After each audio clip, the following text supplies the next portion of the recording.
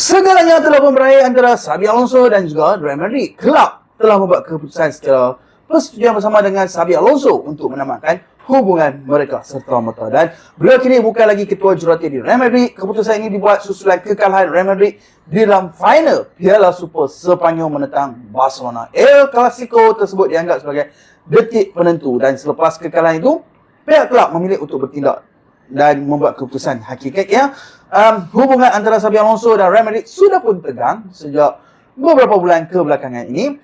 Terdapat ketegangan yang sangat dalaman, termasuk dengan beberapa pemain utama, dan situasi menjadi semakin sukar untuk dikawal. Final Piala Super hanyalah titik terakhir kepada krisis yang sudah pun lama berlarutan yang sedang berlaku dalam Real Madrid. Hari ini Real Madrid membuat keputusan mutamat it's over untuk Xabi Alonso tidak lagi bersama kelab. Dan berita terkembang juga, Dia Maeda untuk Alvaro Arbeloa sah dilantik sebagai ketua jurulatih Real Madrid. Alvaro Arbeloa mengambil alih jawatan tersebut dengan serta-merta, dan beliau akan menggantikan Xabi Alonso dengan serta-merta. Satu era berakhir, satu era baru bermula di Santiago Bernabeu.